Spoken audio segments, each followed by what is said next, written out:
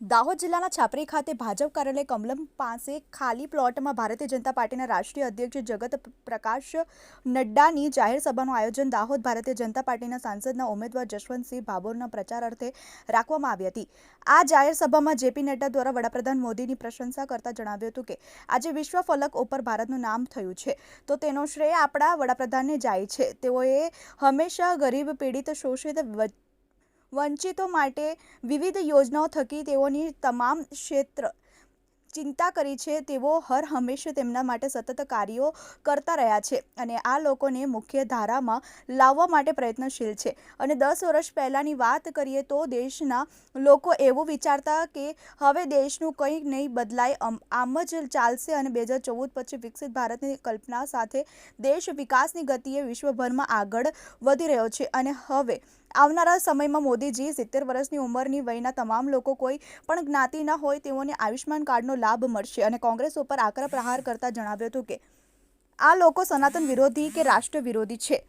આ સભામાં લઘુમતી મહિલાઓએ ઉપસ્થિત રહી અબકી બાર 400 પારના નારા સાથે જશવંતસિંહ ભાભોરને જીત અપાવી મોદીજી માટે એક કમળ અને દાહોદથી મોકલીશું તેવું જણાવ્યું હતું। આ કાર્યક્રમમાં દાહોદ જિલ્લા ભાજપ પ્રમુખ શંકરભાઈ અને રાજ્યમંત્રી બચુભાઈ, જશવંતસિંહ ભાભોર, પ્રભારી સતીશભાઈ, ગોરધન ઝડફિયા તથા અન્ય મહાનુભાવો અને મોટી જનમેદની ઉમટી પડી હતી। જેની શેખ, TV 18 ન્યૂઝ, દાહોદ।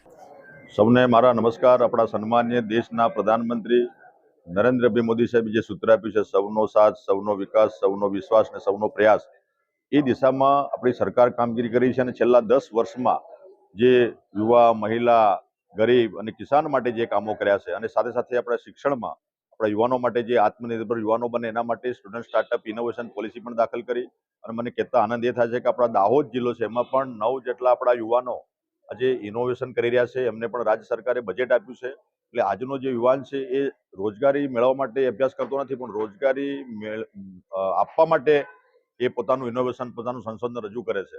અને સાથે સાથે અમારા જશવંતસિંહ ભાભોર સાહેબ જે છેલ્લા 10 વર્ષથી 40,000 કરોડ જેટલી માતબર રકમ અમારા દાહોદ લોકસભામાં વિકાસના રૂપમાં એ ઉતારી છે। અને જે જનરલી વિકાસ છે, પાણી અમારા માટે જે દુઃખદ પ્રશ્ન પાણીનો હતો, કરણાથી પાણી દાહોદ અને આપણું સંતરામપુર, કરણા, જાલોદ થઈને દાહોદ સુધી પહોંચ્યું અને નર્મદાનું પાણી પણ પાટા ડુંગરી સુધી લાવ્યા છે। અને આવનારા સમયમાં સિંચાઈનું પાણી દરેકને મળે એના માટેનો રાજ્ય સરકાર અને કેન્દ્ર સરકારનો અભિગમ છે। અને આવનારા સમયમાં દુકાળ ભૂતકાળ બને એ દિશામાં અમારી રાજ્ય સરકાર અને કેન્દ્ર સરકાર જે ડબલ એન્જિન સરકાર કામગીરી કરી રહી છે। અને એમાં અમારા દાહોદની જનતાએ, દાહોદના લોકસભાના તમામ મતદારોએ આજે નક્કી કર્યું છે કે 7મી તારીખની બધા ઇંતજાર રાહ જોઈને બેઠા છે કે 7મી તારીખ આવે અને ભારતીય જનતા પાર્ટીના ઉમેદવાર સન્માનીય જશવંતસિંહ ભાભોર સાહેબને જંગી લીડથી જીતાડવાનો સંકલ્પ કરીને જનતા જે છે। અમારા જેપી નડ્ડા સાહેબ આજે અમને બધાને માર્ગદર્શન આપવા માટે આવ્યા હતા, એમનો પણ અમે આભાર માનીએ છીએ। એમને પણ અમારી જનતાને, અમને બધાને માર્ગદર્શન આપ્યું છે। સૌને નમસ્કાર, ધન્યવાદ।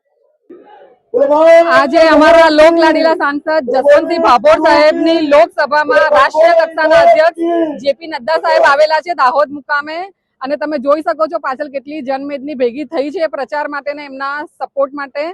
અને અમે આ વખતે મોદી સાહેબને 400 પાર પૂરી ગેરંટી સાથે જીતાડીશું અને જશવંતસિંહ ભાભોરને લાવીશું।